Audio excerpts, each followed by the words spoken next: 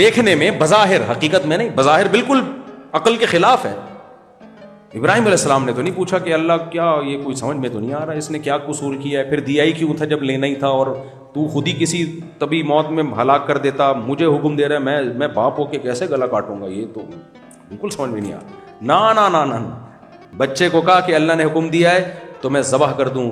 بچے نے بھی آگے سے جواب میں نہیں کہا کہ ابا ایک دفعہ اللہ سے دوبارہ مشورہ کر لیں، یہ فرشتہ پیغام لانے میں شاید کوئی مسئلہ ہو گیا ہو، یا آپ کو خواب آیا ہو اس کی کوئی دوسری تعبیر ہو، تو ایکچولی دیکھیں یہ ہے تو سمجھ میں آنے میں، باہر اللہ کہہ رہا ہے تو ٹھیک. آخر میں آ کے چلو نا نا نا، یا ابا تفعل ما تؤمر، اللہ نے حکم دیا ہے کر گزریں بس. ابراہیم علیہ السلام اپنی زوجہ ہاجرہ کو کہاں لے کے جا رہے ہیں؟ مکہ میں، قحط زدہ علاقہ، نہ پانی نہ گھاس. صحیح بخاری کی حدیث، آپ کی زوجہ بار بار پوچھ رہی ہے بھائی ہمیں کیوں لے کے جا رہے ہو دودھ پیتے بچے کے ساتھ، کیا قصور ہے ہمارا؟ ابراہیم علیہ السلام خاموش، جواب نہیں دے رہے. آخر میں پوچھا آپ یہ بتا دیں یہ خدا کا حکم ہے اللہ کا حکم ہے؟ انہوں نے فرمایا اللہ کا حکم ہے. فرمایا اذا لا یضیعنا، پھر اللہ ہمیں ضائع نہیں کرے گا. بس جب اللہ نے کہہ دیا، اللہ ہمارا دشمن نہیں ہے، جو ہوگا ہمارے لیے بہتر ہوگا. پھر دیکھو کتنی آزمائش آئی ہے، پیاس سے بچہ تڑپ رہا ہے، ایڑیاں مار رہا ہے، لیکن ایک بار بھی شکایت نہیں کر رہی ہے اللہ ہم نے تو تیرے حکم پہ یہاں آ کے پڑاؤ ڈالا اور تو ہمیں پانی بھی نہیں پلا رہا، اکیلا چھوڑ دیا ہمیں. آپ بے قرار ہو کے صفا مروہ پہ بھاگ رہی ہیں، دوڑ رہی ہیں، 7 چکر لگائے اس پہاڑ، اب تو بڑا پہاڑ تھا اب تو گھس گیا ہے، 7 چکر لگائے ہیں، رو رہی ہیں، پریشان ہیں، لیکن زبان سے ایک لفظ شکایت کا نہیں کہ اللہ ہم نے تیرے حکم پر عمل کیا، اب تو نہ ہمیں پانی پلا رہا ہے نہ ہمیں خوراک کا انتظام کر رہا ہے. نا نا نا بھائی، بے قراری تو غیر اختیاری چیز ہے، لیکن اللہ کا حکم ہے اللہ سے نہیں پوچھا جائے گا، اللہ سے نہیں. 7ویں چکر میں پھر اللہ نے جبریل علیہ السلام کو بھیجا، اور اماں ہاجرہ کی قربانی کا اثر دیکھو، جبریل نے پر مارا ہے، ایسا زمزم کا پانی نکلا ہے، روزانہ لاکھوں لوگ وہ پانی پی رہے ہیں، پانی کی تازگی بھی ختم نہیں ہو رہی اور پانی کی روانی بھی 4000 سال ہو گئے روانی ختم نہیں ہو رہی ہے. اس میں کیا میسج ملتا ہے؟ اپنے آپ کو سرنڈر کرو، اللہ کے حوالے کرو، پھر وہ جو حالات تمہارے ساتھ رکھے ہم اللہ کی تقدیر پہ راضی ہیں. یہ میسج ہے اس میں بس بیان کو سمیٹتا ہوں. تو اس شخص نے کیا کہا؟ ان عالم نے کہا کہ 3 باتیں کہیں ان عالم نے. نعم، توبہ بھی قبول ہوگی. نمبر 2، اللہ اور تمہارے درمیان کوئی بھی حائل نہیں ہو سکتا. نمبر 3، انطلق الی ارض کذا وکذا، اس علاقے کو چھوڑ دو، یہاں تم قاتلوں میں بیٹھے ہو. جب نشہ چھوڑا ہے آپ نے شراب، تو دوبارہ شرابیوں میں بیٹھنے کا کوئی عقل مند مشورہ دے گا؟ آپ کو فلم دیکھنے کی عادت تھی، انہی دوستوں کے ساتھ دوبارہ بیٹھو گے تو جاؤ گے نا دوبارہ اسی برائی کی طرف. تو عالم کو پتا تھا یہ توبہ تو کر رہا ہے لیکن توبہ پہ قائم نہیں رہے گا. جب روزگار نہیں ملے گا تو پھر لوگ آئیں گے، ٹارگٹ کلنگ کے لیے ہوتا ہے نا، پیسے دے کے بندہ مار دو. اس لیے ان عالم نے کہا انطلق الی ارض کذا وکذا، اس علاقے کو چھوڑو، فلاں جگہ پہ جاؤ. فإن بها أناسا يعبدون اللہ، وہاں نیک لوگ رہتے ہیں جو اللہ کی عبادت کرتے ہیں. فاعبد اللہ معہم، وہاں جا کے اللہ کے نیک بندوں میں رہو. اسی کو کہتے ہیں بزرگوں کی صحبت. ہم جو کہتے ہیں نا تبلیغ میں وقت لگاؤ، تو تبلیغ میں کوئی بہت بڑی کوئی راکٹ سائنس نہیں ہے وہاں پہ، یا کوئی کورسز ہو رہے ہیں ان کے، کوئی ورکشاپ ہو رہی ہو آپ کو عالم بنا دو، نا نا نا، صرف ایک ماحول دے دیتے ہیں آپ کو جس میں برائیوں سے آپ چند دن کے لیے بچ جاتے ہیں. تو نبی صلی اللہ علیہ وسلم نے فرمایا وہ شخص چلا ہے، راستے میں موت آ گئی اس کی. موت کا وقت کب آیا؟ وہ پکا تھا نا توبہ میں، اس نے کہا چلو وہاں جاتا ہوں، وہاں ابھی توبہ کی نہیں ہے، اس ارادے سے چلا ہے کہ وہیں جا کے توبہ کروں گا میں. نبی صلی اللہ علیہ وسلم نے فرمایا، بخاری مسلم کی حدیث ہے، راستے میں موت کا وقت آ گیا اس کی، کوئی بیماری ہو گئی ہوگی. حدیث میں آتا ہے فاختصمت فیہ ملائکۃ الرحمۃ و ملائکۃ العذاب، موت کے فرشتوں میں اور عذاب کے فرشتوں میں جھگڑا ہو گیا. اصل میں تو فیصلہ اللہ نے کرنا تھا، تو اللہ نے ہمیں بتانے کے لیے یہ جھگڑا ہونے دیا. جو عذاب کے جو رحمت کے فرشتے تھے، نہیں، رحمت اور عذاب کے فرشتوں میں جھگڑا ہو گیا. جو رحمت کے فرشتے تھے انہوں نے کہا جاء تائبا مقبلا الی اللہ، دیکھو اس کی ابھی توبہ کی نہیں ہے لیکن نیت اس کی کیا تھی؟ توبہ کروں گا جا کے، اچھے ارادے سے چلا تھا۔ عذاب کے فرشتوں نے کہا بھائی ارادہ ہی ہے نا، ابھی توبہ تھوڑی کی ہے اس نے، ہو سکتا ہے وہاں جا کے ارادہ بدل جاتا۔ تو نبی صلی اللہ علیہ وسلم نے فرمایا کہ اللہ نے ایک حکم بھیجا کہ بھائی دونوں پارٹیوں کو بٹھاؤ، ایک فرشتے کو بھیجا، دونوں کے دلائل سن کے فیصلہ کرو۔ وہ جو تیسرا فرشتہ آیا اس نے کہا کہ دونوں کے دلائل مضبوط ہیں، تو فیصلہ یہ ہے کہ جس زمین کے زیادہ قریب ہے انہی لوگوں میں شمار کر لیا جائے۔ اگر برے لوگوں کی زمین جہاں سے یہ نکلا ہے وہاں زیادہ قریب ہے تو اس کا شمار برے لوگوں میں کیا جائے، اور اگر نیک لوگوں کی بستی کے یہ زیادہ قریب تھا تو اس کا شمار کس میں کیا جائے گا؟ نیک لوگوں میں۔ نبی صلی اللہ علیہ وسلم نے فرمایا فرشتوں نے زمین کو ناپنا شروع کیا، حقیقت میں یہ برے لوگوں کی بستی کے زیادہ قریب تھا، نیک لوگوں کی بستی سے یہ دور تھا۔ لیکن اللہ نے زمین کو وحی کی، فَأَوْحَى اللَّهُ إِلَى هَٰذِهِ أَن تَبَاعَدِي وَإِلَى هَٰذِهِ أَن تَقَرَّبِي، جو زمین نیک لوگوں کی بستی کے دور تھی اس کو حکم دیا سمٹ جا، اور جو برے لوگوں کی بستی کے یہ قریب تھا اس حصے کو اللہ نے حکم دیا پھیل جا۔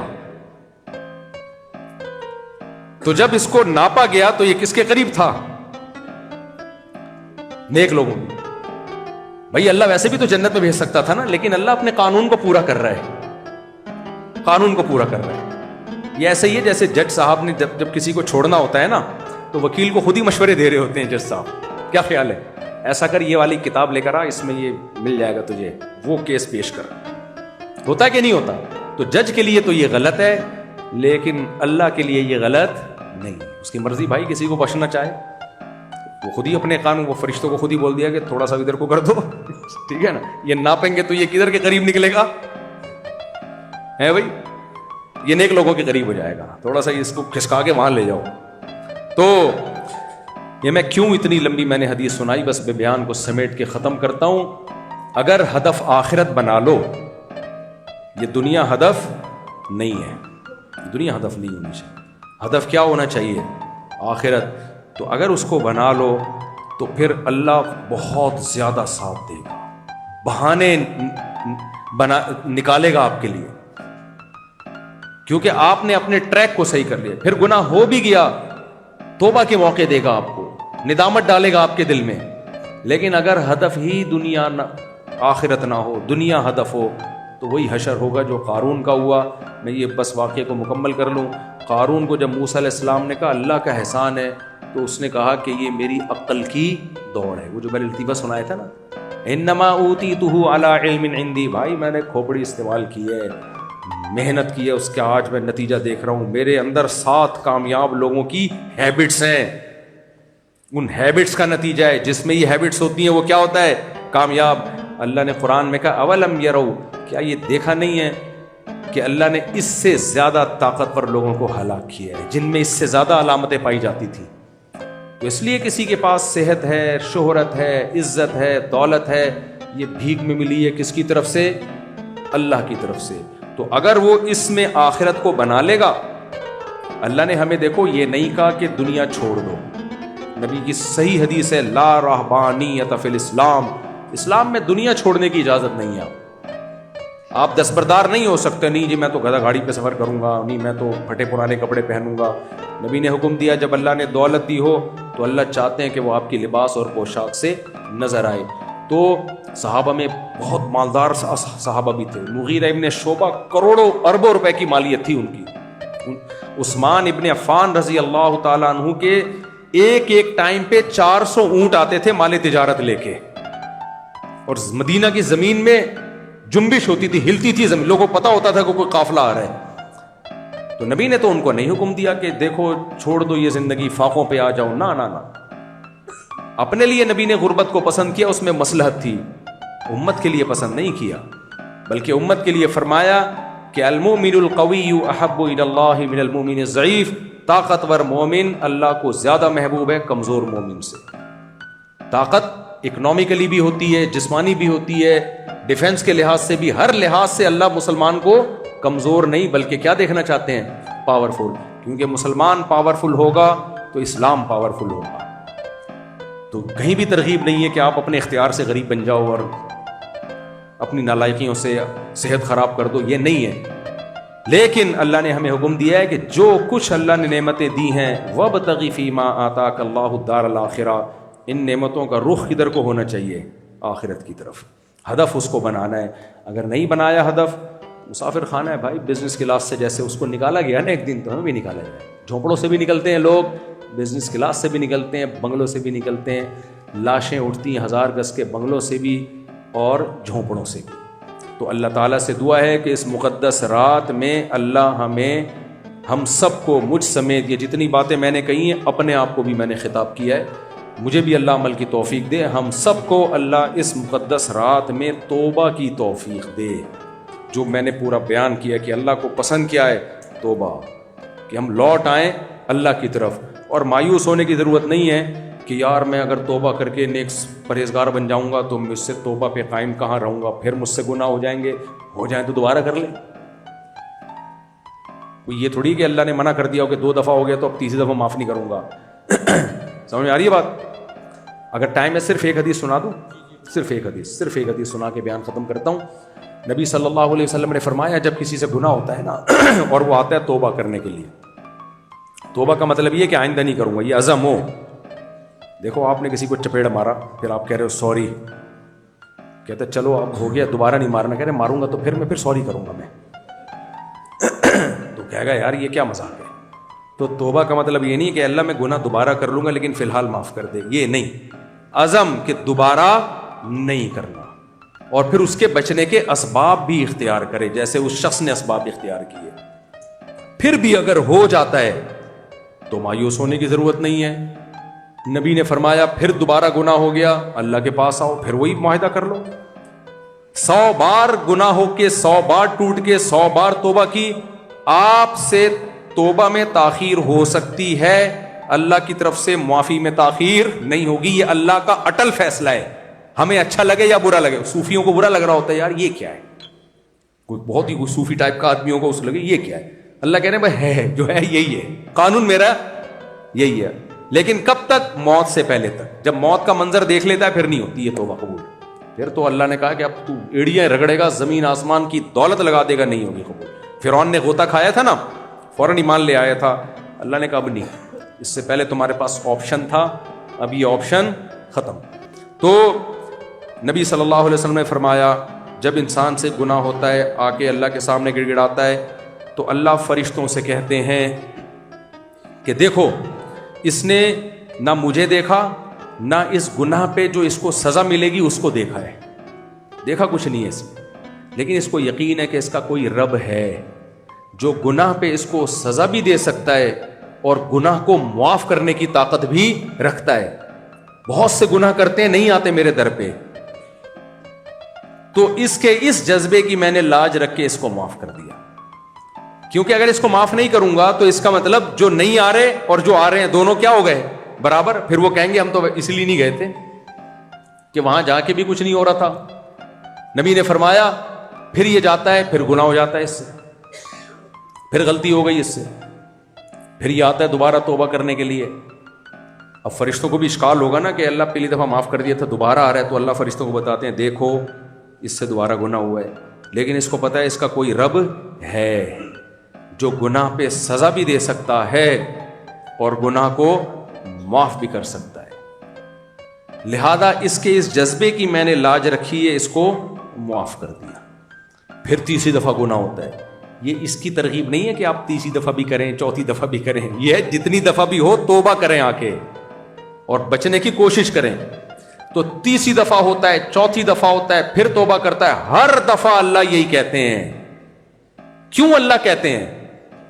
اللہ کہتے ہیں میرا ضابطہ، جو بزبان حال اللہ نے ہم سے کہا ہے کہ میرا ضابطہ یہ اگر میں معاف نہیں کروں تو یہ کہے گا نا کہ اس سے ہو رہا ہے وہ نہیں آیا نا، وہ بھی بار بار گناہ کرتا ہے نہیں آیا، تو اس کا مطلب میں بھی نہ آتا تو اچھا تھا. کیا خیال ہے؟